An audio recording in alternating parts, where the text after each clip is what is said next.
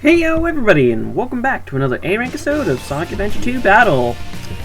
Today's episode is the dreaded Route 280.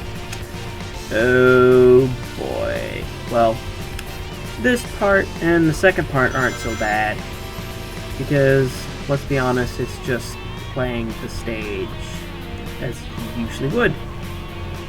And when you're not limited to hitting cars or walls, it can actually still be kind of tough, because I think this is more of an expert level track, and, you know, as I said in the last episode, nothing about the controls is explained to you whatsoever, and that was actually a kind of spiffy jump, although not really a necessary one.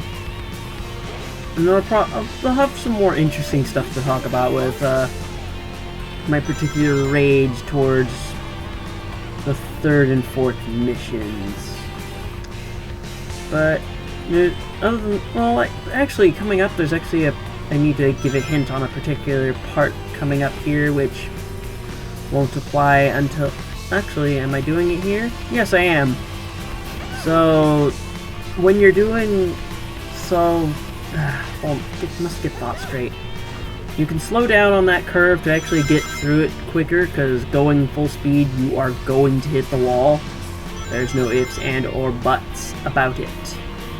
You will not only have to get into drift mode, but you'll have to really slow down. You'll see more proof of this in Don't Hit the Walls.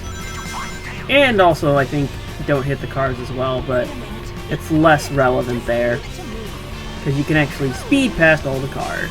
Whee! So, how have you all, like, one viewer have been doing? Because I know how many views these videos get. And damn it, I am going to complete this game for once. I am actually going to finish it. This time, no more other Let's Plays of mine are going to start, well, by myself. Because actually, by the time this goes up, we'll have uploaded Battle Block Theater, and we'll actually have yet another playthrough going up, because these recording sessions happen sporadically, but this one's actually going to happen to completion, because Sean has actually never finished this playthrough, of the game that's going to come out after this. So yeah, Battle Block Theater will have been out, and you'll see this next playthrough on the weekend, and this one will keep continuing for the foreseeable future. Because I have at least 6 episodes recorded of the damn game. Yeah, we kind of went nuts on it, doing like hour-and-a-half to 2-hour recording sessions late into the night, being stupid and such. But you know what? Whatever. We'll deal with it. It's gonna be fun. It's gonna be fun for everyone, especially for us. I know who I am. Yeah. But anyway, second mission. Obviously the 100 rings, you can see that come up. Yep. It's, once again, the rings I'm pretty sure are the easiest thing about these missions. Probably not so much about the game though, because in the treasure hunting stages it can actually be like, how do I formulate the best route to 100 rings? And that usually takes like a playthrough or two.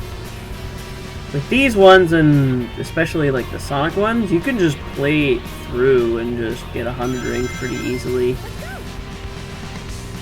Well, actually, with Skyrail after this, has you searching for a little bit, but I'll explain more there. I've already explained these balloons, so I don't need to explain much more about it. They are especially important on these missions, and you better hope they give you good amounts of rings. But there's really no stress about it.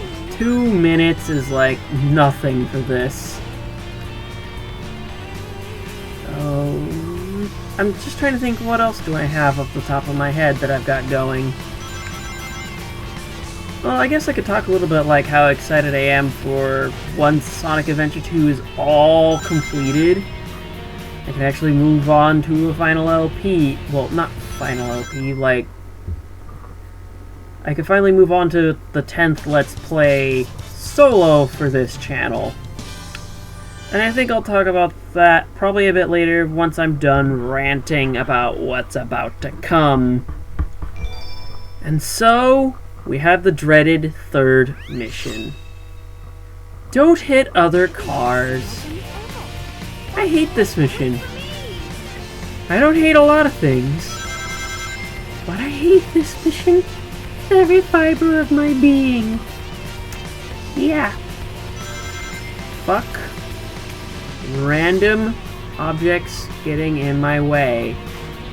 And I know they're not random, actually, because they go in a set pattern every time.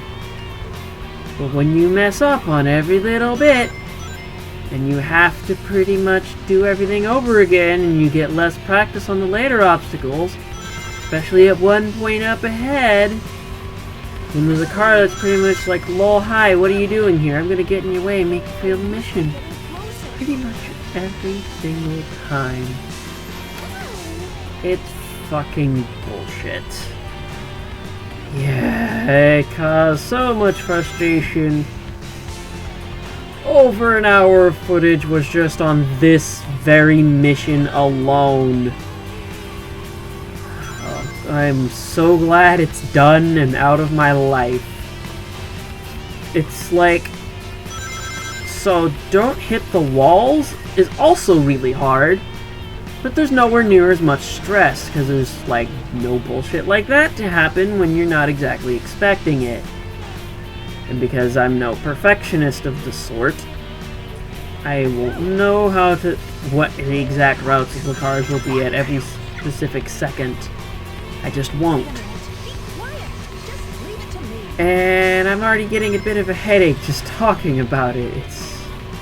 It's just the worst. And here, the walls are your friend. Just hug those walls. Take them to your room, for Pete's sake. So yeah, get a room really does kind of really help here. The walls are probably your best friend in this upcoming segment with the tunnels. So there'll be a couple different cars coming up, and there's going to be one particular car coming up that I want to point out. And I just want to say, fuck that guy. This guy, this yellow car right here. Fuck that guy. With every single ounce of my being. Fuck that guy. There's really no other way to say it without boiling over and just...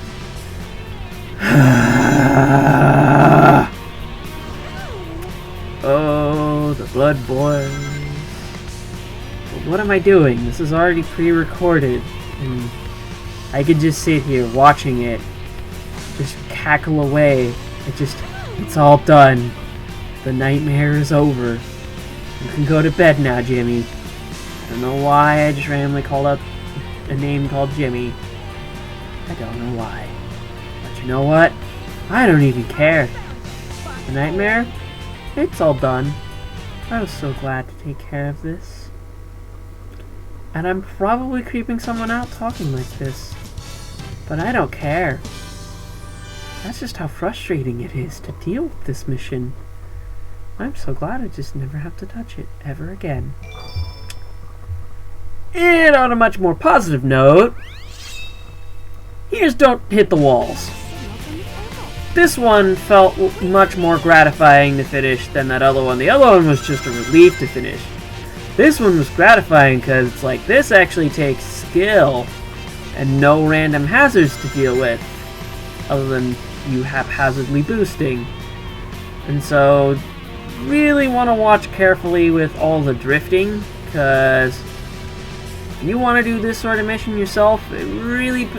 actually, watching it's not going to be enough. This took a lot of practice to get right. And you know what? I'm happy with it. I am handy dandy happy with it. I was so relieved because, as I said before, no hazards other than the walls themselves. And the walls are static. Oh, please excuse me, I got a yawn coming. Ugh. Why do I do these things so late? Oh well, such is life. But yeah, slowing down here, just watching that, it's really kind of a clincher. I'm trying to actually remember where I've had a ton of screw-ups. Oh yes, actually, I do remember. No, well, actually, the tunnel that was up in the section with the car that's the most hateful car in existence. That tunnel can be accomplished simply by going slower. And there's nothing more to it. Oh, actually, yes. There's actually a turn coming up. Come on, man. Get it together. This turn right here. You really need to slow down in order to make that turn, because that's actually kind of difficult.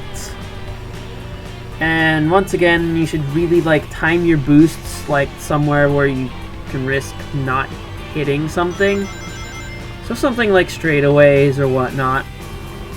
Usually, when you're not being restricted like this, you should use your boosts usually after you get hit slowed down so you can get back up to speed without wasting the time accelerating the car. And right there. Slow the fuck down, man. Just this narrow stretch just makes me nervous playing it. It's just I don't want to hit a wall, I don't want to hit a wall, I don't want to hit a wall, I don't want to do this again. Bad! But, it's with this recording, the nightmare's already been over. Been through this. But it's just all the stress doesn't just go away instantly. It just kind of lingers when you're just kind of I hate this mission forever. Go away. And here's the final turn.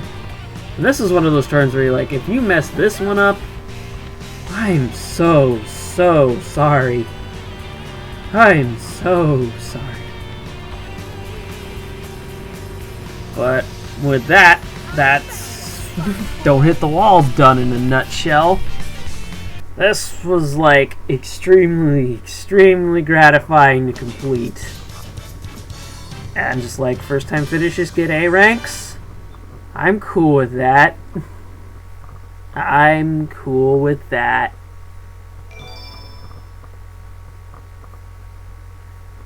And now for something incredibly easy in comparison. Hard mode! This was literally the first attempt playing hard mode, and it's just when I got to this part, I didn't care anymore if I hit walls or cars. There, I'm just ha ha! I hit you and I'm not going to even incur any penalties other than my speed, but you know what? I don't care. I've raced on this track long enough to the point where it's just I'm done with you forever now. I get to swim in relief and just bathe in excellence. Even though I know I'm gonna have to come back here later because there's other A ranks involving the kart races. But I bet there'll be nothing like this. Although actually, I hope I'm not eating my words. That would be nice. It really would be nice. But you know what? I probably will eat my words. But you know what? This was such a relief to perform that I'm just I'll take whatever A rank I get on this. And if it's just A rank the first try, done. Done. And so combining all the takes and footage I had of this together to make this video, the initial footage was all over 2.5 hours long. And you get it cropped into a 17 or so minute video, just for your convenience. Isn't that great? But actually, it's not really all that hard to edit. I just find all all the missions that A rank properly, cut it all together. I also cut out some of the loading time too, but you probably already noticed that. Just so I can try my best to keep the video moving. I figure I try, and that's all that matters. But hey, when I do what I can do. Oh, and this is also something I should probably talk about, since you've seen it for a little bit now with these videos, but I've been starting to keep the actual video output at the initial resolution for like GameCube games like this. You're gonna see images like on the side here, whatnot. Try to keep it in whatever original resolution I can. No more stretching. So even like with the Mario Maker videos, I put a little border around that because the initial video didn't crop properly. Well, it doesn't crop properly. What I mean is the video resolution doesn't stretch to the corners of my window preview. So I make little borders and whatnot, and it's fancy and whatnot. Whee! We're all done! Hooray! We no longer have to suffer through Route 280. Fuck this place. I never want to be here again.